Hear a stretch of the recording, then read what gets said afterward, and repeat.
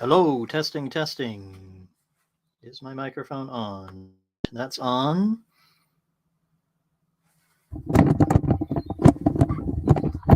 Right. Hello, this is Squirrel here, ready to talk about data lakes.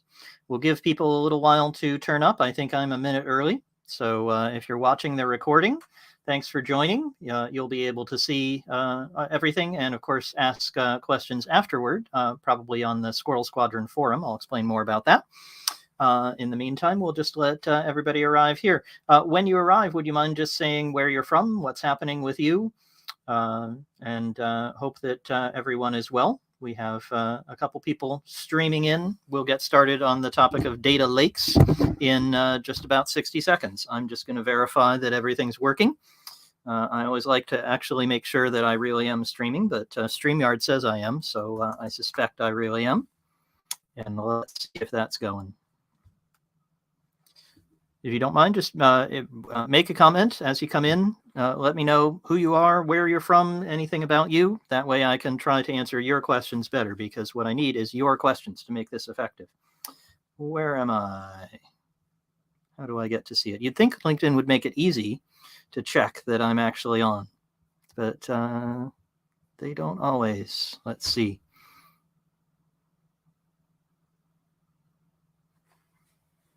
Hello, everybody. Thanks for coming to the live stream on data lakes. We'll be getting started in a few seconds. I just want to make sure that I see myself over here, so I'm really sure it's actually working. And I don't yet, so that worries me a little bit. If anybody's having trouble, hi, Dean, nice to see you. If anybody's having trouble, let me know, especially if you're on LinkedIn, because I'm not seeing myself there, so that worries me.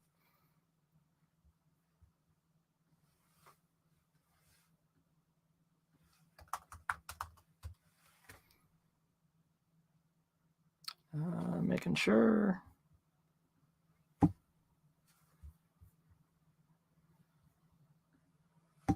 Okay, there I am. Live stream on data lakes will be... There we go. Well, I'm on Facebook, so I'm all right there.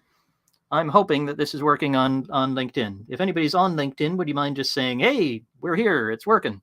Because it says it is, but I don't get to see myself, so I don't know for sure. Right, well, let's talk about data lakes. But before we do that, let me tell you just a little bit about a few other things. The first is, well, let's look at the headlines, right? So can't start anything today. This, of course, is February the 24th, the day that Russia invaded Ukraine.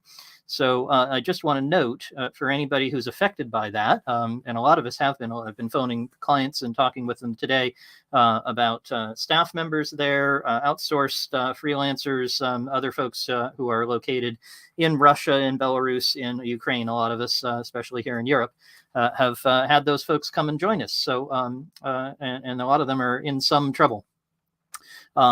And yeah, Dean, thanks very much. So is it not showing on LinkedIn? Maybe something's wrong there. I sure hope it's working. At any rate, if you're affected by that, I just want to offer help. I've been chatting to people about how we pay people in that location. Don't seem to be great solutions, especially if Swift is turned off, as we think it might be, and certainly getting safety. At least one of my clients actually moved their staff out of Ukraine a few weeks ago, which seems really forward-thinking now. So if you're affected by any of that, I'd love to hear from you. I'll just throw in here that I'm my phone number, which is also on, oh, come on, there it is. My phone number, which is on douglassquirrel.com. Love to hear from you. Just pick up the phone and say, hey, Squirrel, we're having this problem. This is a time when people need to help each other. So want to make sure that you know that kind of help is available. And of course, if you want to ask a question about that, happy to do that. We don't only have to talk about data lakes. The other thing to mention, especially for anybody who might be new, is that this is a part of the Squirrel Squadron. So this is a group that I run, and I bring tech and non-tech people together to discuss all kinds of topics. Let's see, what have we been talking about? Remote work. Well, that's pretty important. Roadmaps and what roadmaps actually mean and how they work. And loads of other interesting topics. And of course, we have this series of live events. So the one next week might be interesting to some of you. That one, all of this you can find on squirrelsquadron.com. I'll put that up here as well. So if you're interested, that one is on how not to work with your data team. And that has a special guest, a very old friend of mine named Ian Oswald. And Ian is a fantastic data expert who's been in more data science teams than anybody I know. So if he's seen it done badly, he will be telling us about it. If he doesn't know how not to do it, nobody would. So between he and I will be recommending how you can work with your data science team. All of this is free. This is my way of giving back. So just wanted to let you know what's happening. Yeah, Vimal says he's joining using YouTube. How frustrating. So I'm not sure what's happening on LinkedIn. I may do a test stream later, so if you see me on there just futzing about, you can ignore me. But it was working before on LinkedIn. So sorry about that, and glad a couple folks have commented that LinkedIn isn't working for them. I don't know what's happened. I will quickly look just to see if there's anything. It says I'm live, everything is good. So not sure what's happened there, and apologies to anybody on LinkedIn. I think that, Vimal, can you see the comment that you've put up there? You're able to use, maybe what I can do, can I make a comment on LinkedIn? Give me just a moment, guys. Let me just see if I can do anything there. Because if I can go there, then I can make a comment and tell people that they can go to YouTube. Let me just do that quickly. Apologies. Talk amongst yourselves. Comments welcome. Let's see. Does this have the link? Nope. Where's the link? All the fun of the fair here. There we go. And this is the YouTube link. And I will go complain to my friends at LinkedIn, because that's not helping me. If they can't get my live stream up, then I can't help my community. Not what I wanted to do. How do I comment? There we go. Comment here. Not working here for some reason. Try YouTube. Well, actually, I see something here. Oh, well, I see something, so maybe it'll may not be working. If not working, try YouTube. I'll say that. Apologies. It's a technical stream, and we have technical difficulties. What a surprise. And of course, we have a dog who has lots of things to say about technical difficulties. Oh, we're having trouble streaming to LinkedIn. This may be an issue on LinkedIn's end. Okay, thanks, StreamYard. There we go. Everyone, thanks very much for coming. Hello, Stefan. Hello, Stuart. Hello, Joel. Lots of fantastic. Salman. Excellent to see lots of folks here from the Squirrel Squadron community. Thanks very much. Sorry for the disruption, and glad that you all have managed to get on one way or another. So good to hear it. Right. So what's a data lake, and why would we care? Well, so I want to tell you a little story, and the story involves actual lakes. And because we spare no expense here at Squirrel Squared Limited, I'm going to use a visual aid. Here's my fancy visual aid. I'm terrible at sharing screens, and I don't need more than this. And the great thing about this is it doesn't crash, and you don't have technical difficulties and you can't show it. So here it is. This is the road. Let's see if I can point correctly. This is the road near my house. I live in a hamlet of 8 houses. I live in a 600-year-old house that's beautiful and lovely, and it has a wonderful stream running right in front of it. It runs along the edge of this road further down. And that stream is lovely 364 days of the year. The 365th day, we get a lot of rain, and suddenly that stream floods, and it floods into this road. And one of the places it floods is up the stream a bit, so up the road, up the hill a little bit. And what you have is a tiny, and I'm sorry, there's a reflection here. That wasn't here when I tried this. There's a tiny little hole, Victorian drain, really, really small, and it runs down to the actual stream over here. And so when you get a lot of rain, that overwhelms this drain. Well, so the thing that we're planning to do, and I'm actually seeing the person who owns this land on tomorrow, what we're planning to do is build a lake. And what's going to happen is this will be dry almost all of the year. Those 364 days of the year, it'll be empty. There won't be anything in it. It'll just be a nice little place for plants and animals to enjoy. And then on that 365th day, it will fill up with water. And that's because what we want is when the field up here gets really waterlogged and the water table rises, we want the water to run down here into the lake, into the pond that we're going to build, and hold itself there. It's going to be held.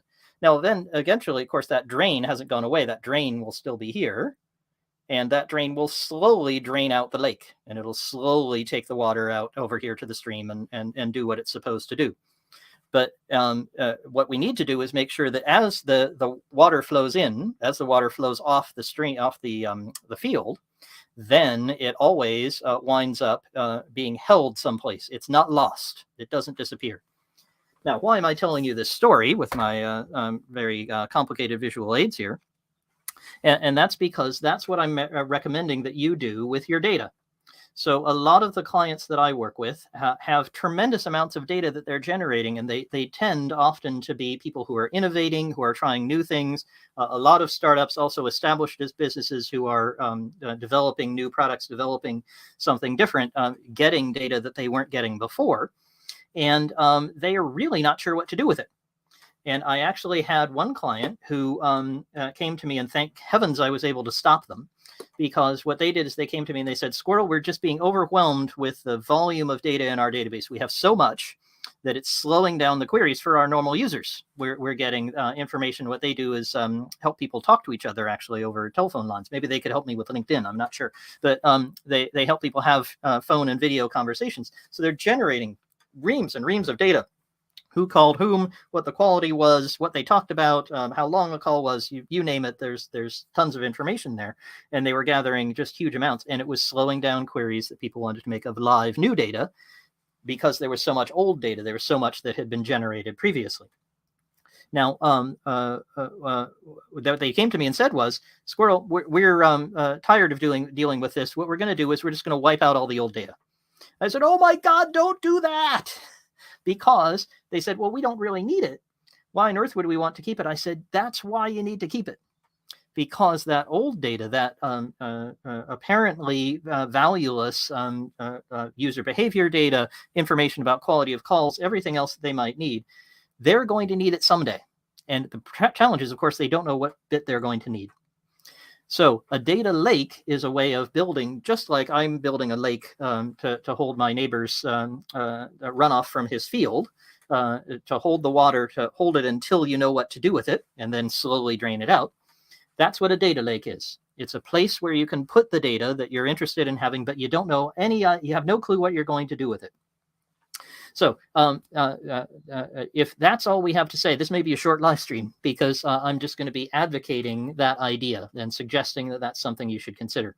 So I want questions from you guys. And given we had a little trouble with LinkedIn at the beginning, I can see that some of you are here and we're commenting. Thank you for that. My assignment to you guys as part of the Squirrel Squadron is ask me a question about this. Ask me, is this a good idea? Would this fit in my business? What is it? Can you explain more about it? I don't understand. You name it, any question is fair game, because if you guys ask questions, I'm going to be able to help you and do more. I have more to talk about here while you guys are coming up with your questions, but that's my assignment to you. Come up with some questions. Why did you come here? What was your motivation, and what would you like to learn more about? And I will head in that direction. That way I can tune this to you. It is a bit one way in the sense that I can't hear you guys.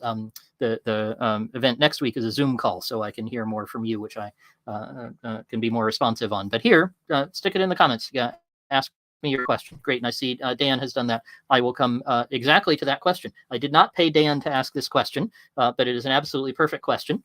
Dan asks, what are the key differences between a data warehouse and a data lake? Here's the main problem with data warehouses and data lakes is engineers don't understand metaphors. And I really wish that more of us had paid attention in English class, because we would understand what a mixed metaphor was and why it was confusing to other people. So for whatever reason, we have these two notions, and you wouldn't want your data lake to interact with your data warehouse, because your data might get, you don't want lakes and water and warehouses mixed up together. So this is a terrible mixed metaphor. I'm sorry about that. I didn't invent it, so can't blame me, but I'm sorry anyway. So the first problem is these are confusing terms, and I'm sorry about that. A data warehouse, for whatever reason, again, the metaphor doesn't make a whole lot of sense. A data warehouse is where you put data that you know what to do with.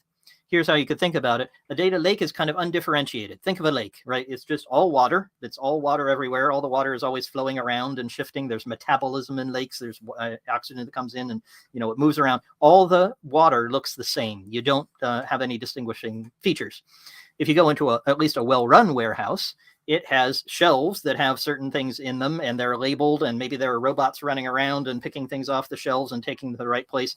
They're labeled, they're well understood. You know what's there, and you know how to go get information out of it. So that's what a data warehouse is. And that's what often people get kind of overwhelmed by. So I have another client who's working with a consulting company who has said, oh, we'll make you this all singing, all dancing, beautiful, fantastic data warehouse. It'll only cost some very large number, and we'll put all the data in the right place. I told them, don't start there. You'll want to get there. That's eventually where you want to be. But you don't know what data is important. You don't know what structure it has. You don't know what shelf to put it on. And so start with something simpler so that you actually store the data. You stop throwing it away so that you can actually work with it. And then eventually what you want to do, this is where the metaphor gets really mixed, I'm sorry, is take your data from the lake, take the water from the lake, carefully mix and match it and figure out what it is and label it and work it all out, and then store it on the shelves. Okay, sorry, I can't do very much with that metaphor. Maybe you freeze it and put it on the shelves. No, that'll melt in the warehouse. I don't have a metaphor for you. I'm sorry about that. But the key point to bear in mind is a data warehouse is a more developed version. It's where you put data that you understand, you're ready to work with, you've analyzed it, you know how you're going to use it, and you've put it away in the warehouse in a careful way so that you can keep track of it. Your lake is undifferentiated. You have no idea what's there.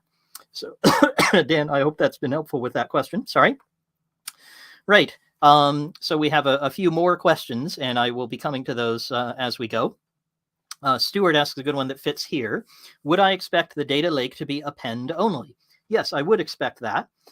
It would be very unusual for you to go into your data lake where you're storing the just everything as it comes in. You're just trying, you don't know which bits you're going to throw away. Which bits will you let drain out of the lake and you're not going to worry about it? Which bits will you keep because they turn out to be valuable? You don't know. So the idea of going in and modifying your data lake would seem strange to me. Maybe some of you will know more about this. And if you know a case where data lakes shouldn't be append only, I would love to hear it. But Stuart, that would be my assumption, is that why would you ever make any modifications to what's in a data lake? You might later do some cleaning, and I'm going to come to something called extract, transform, and load, ETL, and describe a little bit about that for folks who don't know. And that'll be an important area to bear in mind as well. About how you clean the data and get it ready for the warehouse is an important area.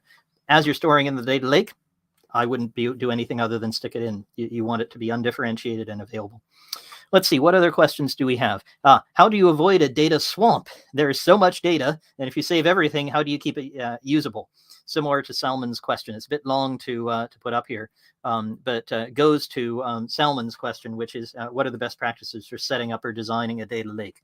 I would keep it really simple, and I see an awful lot of overselling. I referred to one example for one of my clients just a few moments ago, where somebody just has really oversold a solution which is ready for prime time if you knew what you were going to do with the data.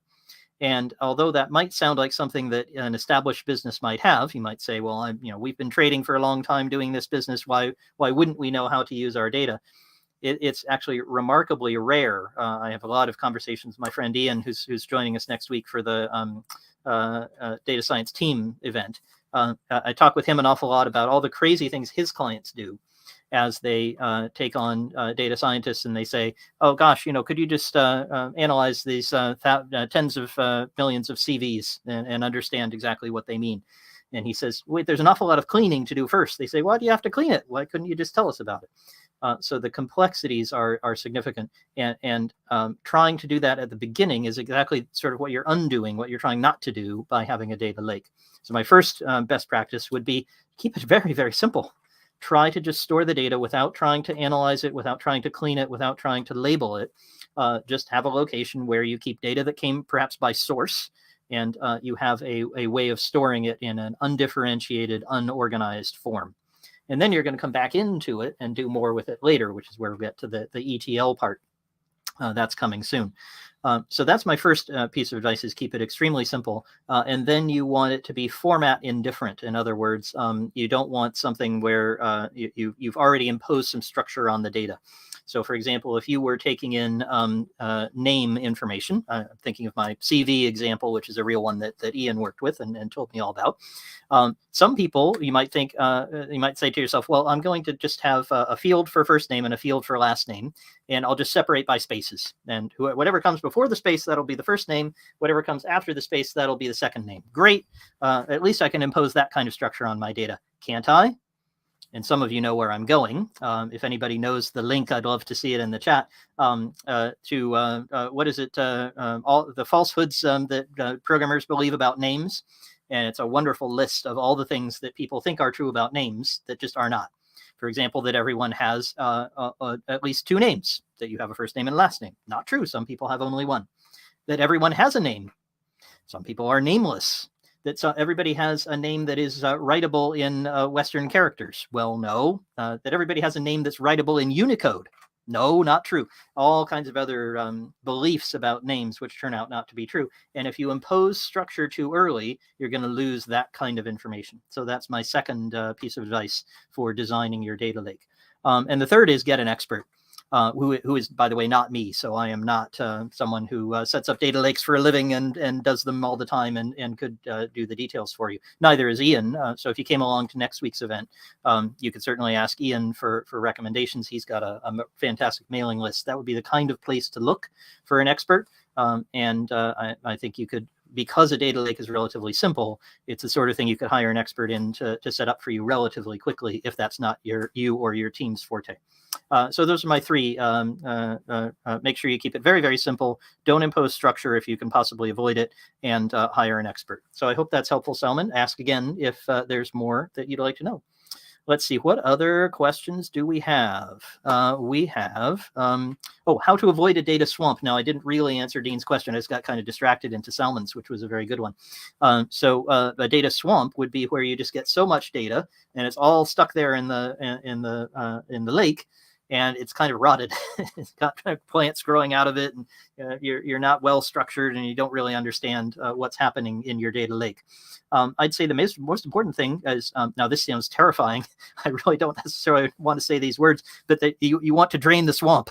So if you go back to my example from the beginning, I won't pick up my illustration again, but if you think of that drain pulling water out of the lake, that's going to help enormously in keeping your lake from overtopping, from becoming a swamp, from becoming fetid over time.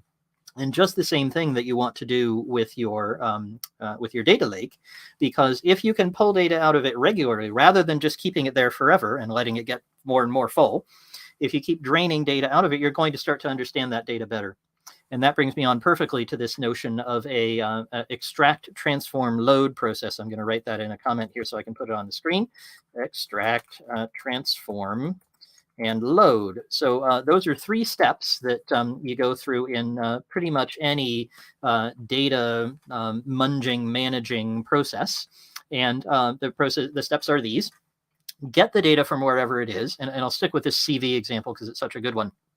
Ian was helping a company that deals with lots and lots of candidates. I think they were a recruitment company, not sure, but they had loads and loads of CVs that had been scanned.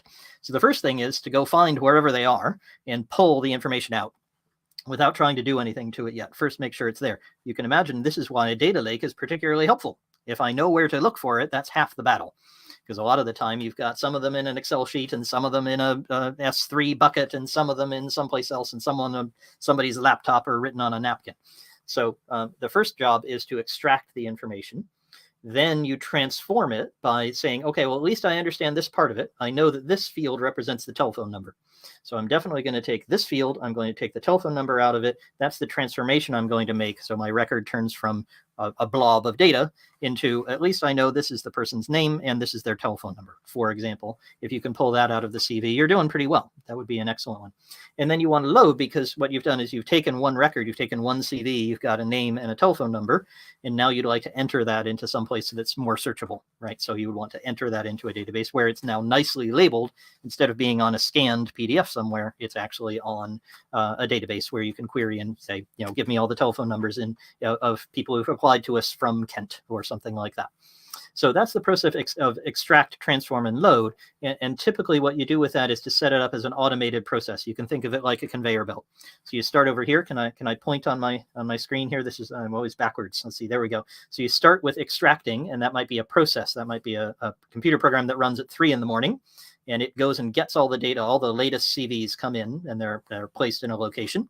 And then it's time to do the next step, the next machine in the factory. So the conveyor belt is running along here from left to right. Okay, I'm trying to do it on the screen. And I'm at the transform step. So that's then a process that we've defined. We've got enough of an analysis of our data that we know the telephone numbers are always over here, the names are always here.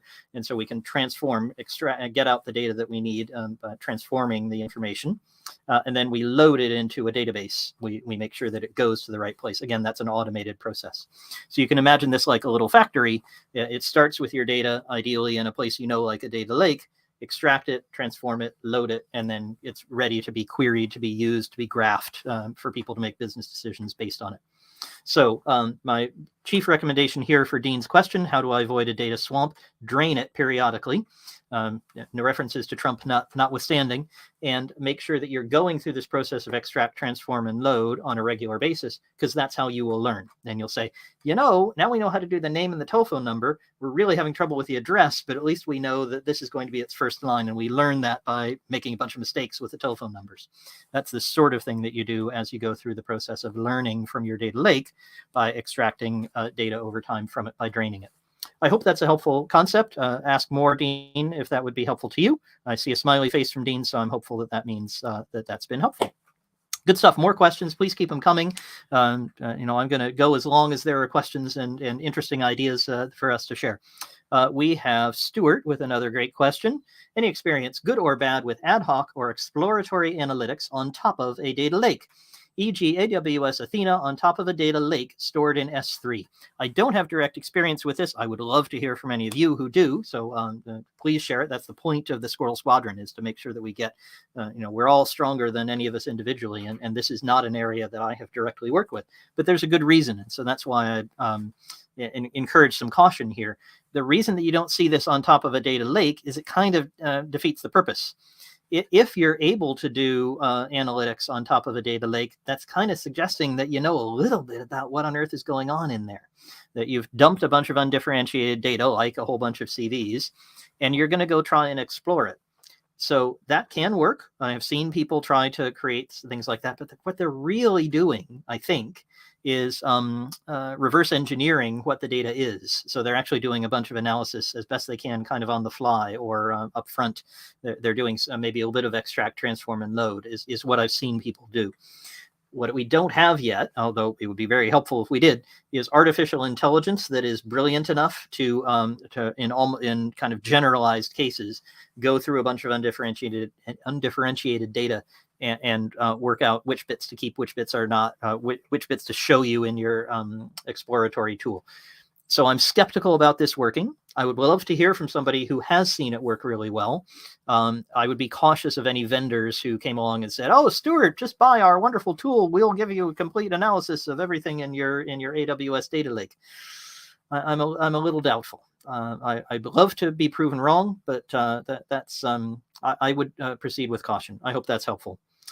Stuart has a follow-up. Let's see what that is. I think the value of exploratory analytics is the learning from the lake to help the business design the warehouse. No question. I'm just a little doubtful about how much analytics you can actually do. What I found more successful is actually to get subsets of the data and actually analyze it and then try to generalize. So then you're doing your analytics on a small subset. Let's have a look at all the CVs from the last week from London. And then you're going to assume that the ones from Nottingham and the ones from Folkestone and the ones from Glasgow and the ones from Amsterdam all have a similar format, and then you try to generalize from that. I think that would be more successful, but I wouldn't stop trying, and I wouldn't say this is a hopeless approach. I would just say I'm a little skeptical that you're going to get a lot of value from the analytics. We have a comment from someone who has tried this. So Dean says, we tried this and discovered we had been evolving our data structures over time related to analytics and other entities, and it was only possible to do some exploration over consistent data models. Okay, so there's an answer to Stuart's question, better one than mine, because based on real experience. So by the way, if any of you want to get in touch with each other, feel free to just come to me. I'm happy to connect you. So Stuart and Dean, if you'd like to exchange notes on this topic, or come back on another live stream in the future and talk more about your experiences even together, let me know about that. I'm very happy to facilitate people in the community talking to each other. One thing I should note before I forget it, by the way, is I'm very hopeful about some live events in March, Because what I'd love to do is say, hey, Dean, see Stuart after this. That's much simpler in the non-remote world. So we're getting there. In the meantime, there's an answer for Stuart's question from live experience, and very happy to connect any of you guys together with each other if you'd like. Let me just make sure I don't miss questions, because I think I had a good one up here. Here it is from Ben Ritchie. Ben has been meaning to read the Data Lakehouse paper, Databricks white paper. Be keen to hear about this if it's not expanding the scope unnecessarily. Well, it's not expanding it unnecessarily, but you'd have to tell me about the paper, because that's not one that I've at least internalized. I think I've seen it, but I don't have it sort of right in the front of my brain. So Ben, if you have a specific question about that, great. I'd love it if you wouldn't mind sticking the link in the chat there, and I'll make sure to share it on the screen so other people can read if interested. So maybe that's a future live stream or future topic, Ben. In the meantime, I'm not going to comment unless you have a specific question, because I don't have that one right in front of me. Sounds like a fascinating topic. Joel says, when choosing a third-party vendor product, we evaluate their APIs for extracting their data for our data lake. The more data, the better, I assume. Well, that's a really tough one. Because we did have the question, how do you avoid having a data swamp? You can have too much data in your data lake, and it can be hard to manage. It can swamp your other data, and especially if you don't know what you have, just adding more and more is sometimes dangerous. The thing I like to do with this, and the thing that I've seen people do with some success, none of this is perfect. You're just trying to store it. You're trying to kind of stem the flow, figure out what to do with more data than you can really handle, and hold it in a lake. But when you're doing that, the thing I've seen work best is for you to keep track of the location from which it came. Because usually at least you know the source. How did it get in here? And often you can say something about the character of it from its origination. So if you know that it came from the sales team, then you know it's probably sales reports or results of demos or whatever it is that they might do. If you know it came from the system administration team, the DevOps team, then you know it's probably monitoring and logs and information about CPU usage. So if you do that, then you could throw it in an undifferentiated but labeled way. Then at least you have some hope of knowing where to look. And you could filter. You could say, you know what, actually, I'm not interested in London. London is too standard, too bog standard, too boring for me. I'm looking for things that are a bit unusual. I'm looking for sources that might be from the Channel Islands, because that world's a bit different for whatever it is you're storing. So Joel, I hope that's helpful. Yes, too much data is a challenge. If you can sort by source, that is one trick that I've seen be successful. More suggestions for Joel would be very, very welcome. All right, let's see, what else have we got? Dean says we had to do ETL to get all the historical data in a consistent state to even explore it. Agree with Stuart. So yeah, I'm with you, Dean. I think you need to do something first in order to get there. Tim McKinnon, welcome, Tim. Nice to see you here. AWS pushes the idea that you can and should put data into S3 and use Athena and QuickSight to query, with presumably data warehouse after, as per conversation. Yeah, AWS pushes that. I would love to hear from people who've made that work. That would be really interesting. This is the sort of thing I'm going to make a mental note here. We should be discussing this on the Squirrel Squadron forum, so we can continue this discussion beyond here and get more people involved. So I'm making a note. Tim, you're very welcome to remind me. We need some more experience here, and I'd love to see it in the chat from any of you. Even invite you on the screen if this is an area you know more about than the rest of us. I just haven't seen somebody say, yeah, I just shoved all my data in Athena or whatever, organized it for me, and I got meaningful graphs out that really helped me make a business decision. I haven't heard that story. I would love to, but I haven't heard it, and I suspect the tech is not that developed, although AWS would love to sell it to you. That's my view, Tim. Very open to different opinions. Stuart says, thanks, Dean. Excellent. Tim says, remember that S3 is more than a file system, enabling it to be a data lake. No question. We haven't talked about where you store your data lake. Where does it go? S3 buckets is one of the most obvious ones for anyone who doesn't know the words I'm saying. Is always helpful to say. S3 bucket, you can look that up. It's an AWS service. So I'll just make sure that everybody can see and hear what I'm saying. Always a little hard to understand. S3 stands for Simple Storage Service, I think, and it's a simple way of storing in undifferentiated data. I store, for example, some of the pictures that you see on douglassquirrel.com, not on the location where my website is, but on S3. So that's a common way of storing undifferentiated data. And vendors are very dangerous here because they all want to sell you their solution. So there's, I may get my names wrong, Amazon Redshift, which is a sort of larger data store and then can become a data warehouse. Is it Bigtable at Google? I hope I'm remembering right. I would love to be corrected if I've got anything wrong. So there's various kind of large data stores, and you can roll your own. You don't have to use a cloud service. So you could get a server of some description and put Hadoop on it, or Elasticsearch, or one of many different things, and you can hook these together as well. So there's many complicated technical solutions that can be places in which you can store whatever it is you're going to store. That's not my focus today, although I did want to touch on it. Happy to have questions on it, but my focus was on more as a strategic question. What should I be doing with all this data? And I was really motivated by being reminded of this this client who said, "Oh yeah, it's clogging up our database. We're going to delete it." Thankfully, I saved them, and they managed to go put it in a safe place that neither stopped their users making queries of recent data, nor did it get rid of their valuable data. So hope that is helpful, Tim. Sanjeev Haroy, so he says, how would you build a case for a data lake warehouse, and what would you consider as a starting point? Well, you know, my favorite topic here is always profit. What profit are we going to make from this data? It's one of those tricky questions, though. It's kind of like, what good is a newborn baby, right? We don't really know. We seem to keep making babies. We haven't stopped that any time that I've noticed.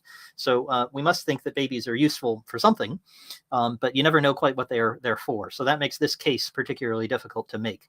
But what I can imagine you might do, in Sanjeev, I know your situation. I think what you might be looking for is the types of value that you could get. And I would be careful not to promise any because you don't know. That's why you're storing it in a data lake. But I would describe that as a valuable off-balance sheet asset. This is something that we have today. It is valuable to us in the future, but we don't know quite how. And what we're doing is we're keeping this natural resource, kind of like water or oil or something like that. It's a natural resource that is not valuable in itself. You can't just, it's not immediately useful right this moment. But, you take some water that you stored some way, so you can run a water wheel, you can clean it and drink it, you can do other things and produce value from it in the future. So ask me this separately, Sanjeev, if you'd like, or you could give me permission to give a little more detail about your company. But I'll be looking for specific examples that you think could be valuable, and make clear that they are speculations, but that there's some value of this type in there, and then do a pounds and pence calculation. So if we were to know this type of data, we could service our customers in this new way that would be more efficient and save us cost, or it would allow us to serve new types of customers. It would allow us to be more efficient in our marketing and target the right people. Any of those sorts of calculations could help you make the business case. Hope that's helpful. Feel free to ask follow up there. These are great questions, by the way. This is exactly what I was hoping to do. And we've got something like 20 minutes left, so I'm going to get through as many as I can. If I miss any, I'm going to do my best to grab the questions after, and they'll be on the Squirrel Squadron forum, which is also where you can find a recording of this event. Of course, it'll also be on, I hope, LinkedIn. I think we're on LinkedIn. I haven't seen any questions from LinkedIn. We were having trouble before, but it'll be on YouTube. It'll be on Facebook as well. So you can always go back and watch again, and I'll do my best to answer questions. What else do we have? Matt Jarrett. Hello, Matt. Excellent to see you. This is a great one. Yeah. How do you ensure you're staying compliant with GDPR regulations, data minimization, transparency, etc.? Man, this is a tough one. Because, of course, you're getting undifferentiated data. By definition, you don't know what's in there. You're just throwing it into the lake, and you keep throwing more and more stuff into the lake. And you say, should I really be keeping this? Is this really how it should be? I'll be honest with you. I think most folks don't worry about this. They figure that once they start to drain it, once they start to do the extract, transform, load, and to improve the quality of what they have and to understand what it is, they can probably figure out what to do with it then. But how do you comply with the subject access request when you have a lot of data in a data lake? That's an excellent question. It would be a great one to ask. Maybe we have someone in the community who's a GDPR expert. That wouldn't be me, but I think the practical choice is to say, well, look, we already have this in lots of places. As I was saying before, might be in a bunch of log files and on a salesperson's laptop and on pieces of paper that we scribbled it down on. It's better to have it in a single place where we can look. If we're doing subject access request, it's probably worth going and having a look in there and seeing what's there and responding with it, but we may not be able to query it. And I'm going out on a limb here, but I have trouble believing that a regulator would come after you and say, you didn't supply this data, if you didn't actually have it in a format that was searchable and usable, because it couldn't be used by you for data processing, right? The issue with GDPR, the thing they're trying to prevent, is people's data being used for nefarious purposes or purposes they haven't agreed to. You're not able to use this stuff. Once it's turned into a usable form, then I think you are obligated to supply it. And that then is going to be much more searchable. So as soon as it becomes searchable to you, it's going to be meaningful and usable, and therefore something that you should be tracking. So that is not a legal opinion. Please do not rely on this for legal or regulatory purposes. That's just my opinion as someone experienced in the industry who's seen a lot of this happen before. You probably have a lot of data that you're not processing and that you don't know how to search. And I don't think it's reasonable for the regulator to demand that you manage it in full compliance, fully exactly as the law says. Hope that's helpful, Matt. Very happy to come back to more of that. Stuart says, big query. Okay, thank you. Didn't remember. And Ben makes some comments about babies. Great. Stefan has a great question. Is compression to be used when storing data in the data lake? Excellent question. I think it matters. It depends on how much data you have. Typically, what you do in the kind of modern cloud world is you let somebody else worry about that. So if you're using S3, for example, then, and that was the AWS service, simple storage service, I think, that we mentioned before. I've never worried about that, and I figure that Amazon must be compressing somehow. There's a version of S3 that's kind of for longer term storage. This kind of thing might be useful, especially if you know you're not going to use the data in the data lake for a while. And that's called Glacier or Glacier if you're American. So you can imagine freezing your data lake. Hey, the metaphor works this time. Freeze your data lake and store it away in a glacier. And therefore, in there, I can't believe they aren't compressing. They may also be compressing in S3, but it's not a problem that you have to worry about because you kind of hand that over to the cloud provider and say, look, sell me this much storage uncompressed and let me get my data out. And Glacier has a slow response time, so they must be compressing. They may even be taking it off site or doing something else with it, because it's supposed to be for infrequent access when you want to just put something away, keep it on ice for a while. And therefore, I have to believe they're compressing and doing lots of other stuff with it that you don't have to know about. You can just hand it over and say, you keep this for me, you worry about the storage. If you're managing your own storage, then yeah, I could imagine compression being very useful. However, if you're trying to do a Stuart-style trick, so Stuart and Tim were talking about doing analytics on top, that's not going to work very well, I don't think. You're going to have very slow analytics if you're having to uncompress everything, analyze it, and then compress it again. You might save some on storage, but you're going to pay a lot in speed. So I hope that's helpful, Stefan. Feel free to ask more. Let's see, what else do we have? Great questions. Difference of data lake. How about lake house and data mesh? Okay, so data mesh, I know. Lake house, someone referred to a paper before. I don't think they've put the link in here. That's going to be some reading for me. So ask me that again, because I'm not sure I know the lake house. I may have lost track of all the crazy metaphors. So now we have a data warehouse, we have a lake house, we have a data lake, we have a glacier. I'm losing track. I'm losing my mind. So not sure about that.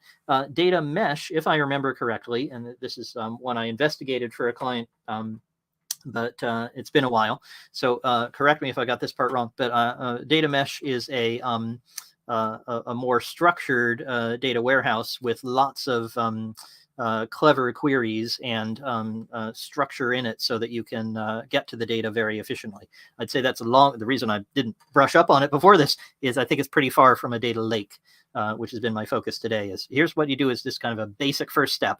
Don't throw your data away, put it someplace safe, and then figure out these topics in more detail. Let's see if there's anybody else who has any insight on that one. I'd love to draw on the community for that. Stuart has an answer for a question earlier. By the way, that was a great question, Eleanor. I'll certainly take the opportunity to learn a bit about lake houses. That's obviously one I need to know. Stuart says products like time series DB explicitly compress data, but there's more in the warehouse side of the house. That would make sense, especially if you understand the data. It's easier to compress, I should think. Let's see. Tim says some bits about how AWS stores. So they store on S3 and then back to S3. Interesting. Thank you. Eleanor says it's a mix of warehouse and lake. Okay. I think that's stretching it a bit. I'm not going to weigh in with an opinion on that one because I'm not well informed on it. So rather than go out on a limb, I will refer you to the paper, which I'm still hoping Ben might throw in the chat. If not, I will make sure to put it on the discussion afterwards on the Squirrel Squadron forum. Great. So I'll ask for any more questions. This has been a great dive into the lake. Looking good to me. I'm learning a lot and having a blast. So I hope that's true for all of you guys. And while you're thinking of your final questions, do throw them in if you've got one. This is your chance to do that. I will just say I'm very glad that the tree didn't fall on my shed. There might have been a very loud noise. There's a tree that snapped off in the storm, and so I've been a bit nervous about what's happening to my shed out there. But apparently it hasn't fallen down yet, so that's good news. We're glad about that. Oh, and Ben says he has put the paper link in. That's excellent. I will go and find it before I sign off here. I don't see it, Ben, but I believe you. Ben, I might ask you for it if I can't find it here. But hope that you guys, if you're interested in lake houses of the data kind, that you'll have a look at that paper and tell me more about it. Sounds great. So I think I'm going to bring the live stream to an end there with a couple notes here at the end. Always like to have an extra bonus for you guys. So one thing that I will make sure to share with everybody who's come along here is a very nice visual that I'm getting made. It's an early draft, but it's very nice on blockchain, because we just had a very good discussion on one of the exec Zoom calls on why you shouldn't worry about blockchain. So here I'm saying, don't worry about a data warehouse, get a data lake. There I was saying, don't worry about Bitcoin. We're not ready for prime time yet. And here's why. Here are the challenges. Here are the opportunities. So I'll send that along to you guys as a bonus for coming along to the live stream. Always appreciate it. And then the other thing just to mention is please come and join the Squirrel Squadron forum. I'd love to see you there. We're getting these excellent discussions going, really expert folks on all kinds of topics and really interesting perspectives from all across the spectrum. The remote work discussion had very large organizations, very small organizations, all commenting on how they were structuring their remote work.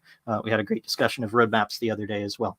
So if you're interested in that, just have a look at squirrelsquadron.com. I'll put that here in the links. And tell me that you're interested in joining the forum. Cool. Let's see if I can spell correctly. Squirrel, that is my name. I should know how to do it. Squadron.com. There we go. So that is now in the chat and on the screen. So please do get in touch there if you'd like to. And yes, very much appreciated Stuart saying thanks for the interesting questions and comments. Definitely so. Very much appreciate it, and enjoy having you guys along to chat to me. Recording will be available, so if you're interested, you came partway through or anything, you can always just come back to this link, have a look there, or as I say, join the forum and all the I always download all the recordings, make sure they're separately stored. So if LinkedIn screws up, as apparently they did today, I always have the recording carefully stored. Wonderful. Excellent to see all of you. Would love to see you at the future events. Have a look at that same link for events next week on how not to use your data team. After that, we have actually intelligent business intelligence, how to use the data once you've got it. And then after that, one that's been very popular, which is wearing too many hats. I think that was Ben's suggestion. So appreciate those suggestions from the community of things you want to talk about. I have a whole bunch of techniques for what to do if you have too many hats on your head. Excellent. Thanks, everybody. Really appreciate it. And I will see you again same time in the future. Thanks. Take care. Bye now.